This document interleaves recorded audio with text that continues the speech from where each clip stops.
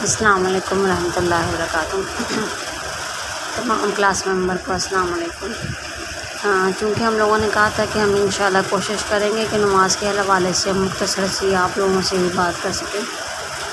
آپ سب لوگ بخوبی جانتے ہیں کہ نماز اللہ رب العالمین فرماتے ہیں کہ نماز مومن کے لیے معراج ہے۔ مومن کے لیے لفظ مومن استعمال کیا گیا۔ نماز جنت کی کنجی ہے۔ کنجی مطلب ایک ایسا تالا کھولنے کی چابی۔ نماز جنت کی ساتھی ہے۔ نماز انسان کو اللہ سے ملا دینے کا راستہ ہے۔ نماز بے حیائی برائی سے روکتی ہے۔ یہ اللہ تعالیٰ نے جزا بتائی ہے۔ جب ہم کوئی بھی کام کرتے ہیں تو اس کی ایک جزا ہوتی ہے۔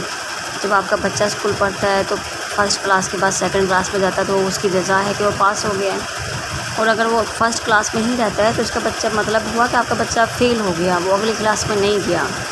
تو اللہ تعالیٰ نے اسٹیپ بائی اسٹیپ ان نمازوں کا جو بتائے ہیں کہ نماز کا پہلا جو میں نے اس دن بھی آپ لوگوں کو شیئر کیا کہ پہلی نماز ضرور سے روحانی نماز، مطلب جب آپ اللہ کے آگے حاضر ہونا شروع ہو جائیں، جب آپ کو اللہ کا احساس ہونا شروع ہو جائے، جب اللہ تعالیٰ جنت میں نماز کو آپ کا بہترین رفیق بنا دے، جب نماز پڑھنے سے دل بے حیائی بری باتوں سے رکنا شروع ہو جائے، جب نماز ہمیں معراج کی وہ سیڑھی کا راستہ دکھا دے جس میں ہم آہستہ آہستہ اوپر کی طرف مائل ہوں، اور جس میں پہلے سکون کی کیفیت عطا ہو، پھر قلب میں ایک اللہ کی قربت کی کیفیت عطا ہو، اللہ تعالیٰ کی طرف جانے کی لگن ہو، تو یہ عطائے ربی ہے جب اللہ عطا فرما دے۔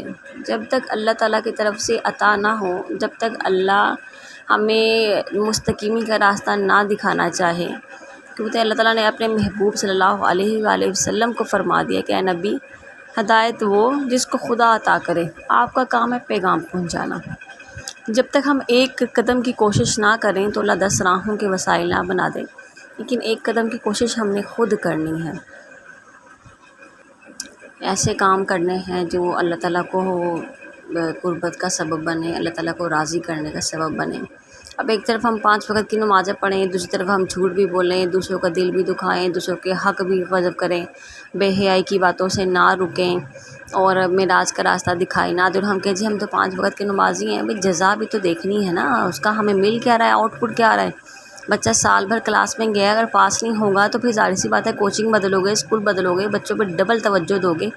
اپنی نگہبانی شروع کرنی ہے، اپنی توجہ شروع کرنی ہے، خود کو دیکھنا ہے کہ میں اگر اللہ کی عبادت کر رہا ہوں تو میں اس کے بعد اب خود کی حفاظت کتنی کر رہا ہوں، کیا میں ایسے عوامل سے بھی رک رہا ہوں، ایسے کاموں سے بھی رک رہا ہوں جو اللہ کو ناپسند ہے۔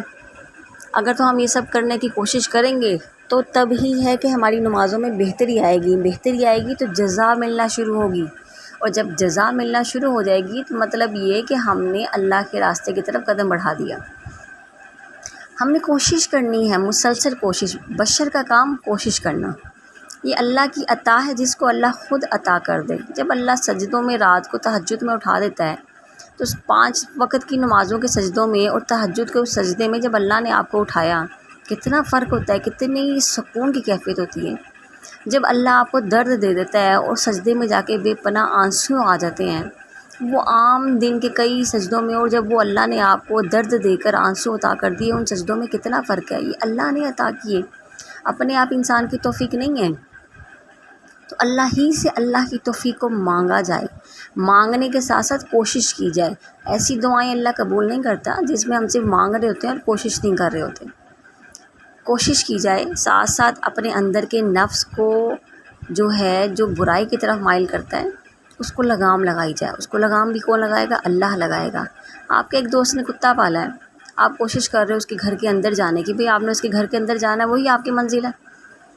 وہ کتا ہے، وہ بھونکی جا رہا ہے، بھونکی جا رہا ہے، آپ کوشش کرتے ہو اندر جاؤ، وہ اندر نہیں جانے دے رہا، آپ کوشش کرتے ہو اندر جاؤ، وہ اندر نہیں جانے دے رہا، آپ جاتے ہو باہر آ جاتے ہو، جاتے ہو، تنگ آ کر کیا کرو گے؟ اپنے دوست کو آواز دو گے، اپنے دوست سے کہو گے یار یہ جو کتا آپ نے پالا ہوا ہے اس کو سائڈ پہ کرو، یہ مجھے اندر نہیں آنے دینا چاہ رہا، یہ مجھے اندر آنے نہیں دیتا۔ تو ظاہر سی بات ہے وہ آپ جو اس نے کتا پالا ہے وہ تو اس کا مالک ہے، اس کے کہنے پہ تو وہ ہٹے گا ہی ہٹے گا۔ تو ہمارا کیا کام ہے؟ ہمارا کام ہے اس خالق اور مالک سے اپنا رشتہ جوڑ لینا، اس خالق اور مالک تک رسائی حاصل کر لینی، اس خالق اور مالک سے کہنا کہ اللہ پاک تو مجھے توفیق دے. وہ توفیق تو وہی جس کو خدا عطا کرے. جب اللہ نے اپنے محبوب سے کہہ دیا کہ اے نبی صلی اللہ علیہ وآلہ وسلم آپ کا کام ہے پیغام پہنچانا، ہدایت وہ جس کو اللہ عطا کرے. تو ہدایت بھی کن کو ملتی ہے؟ جو مستقیمی کی کوشش کرتے ہیں، جو اللہ کی جد و جہد اللہ کے راستے پہ کرتے ہیں، جو اللہ کی چاہ میں لگے رہتے ہیں، جو برائیوں سے باز آنے کی کوشش کرتے ہیں. جب حضرت علی کا بھی واقعہ آپ لوگوں نے سنا ہوگا، ان پہ لرزہ طاری ہوتی تھی. کتنے ہی صحابہ کرام کی یہی حالت ہوتی تھی کہ جب نماز کا وقت ہوتا تھا ان پہ ایک دقت طاری ہو جاتی تھی. وہ شاذ و شدت سے روتے تھے کہ ان کو احساس ہوتا تھا کہ ہم اپنے پروردگار پاک کے آگے اب حاضری کے لیے جا رہے ہیں. اب ہم نے اپنے اعمال کی حاضری ان کو جواب دے ہونا ہے.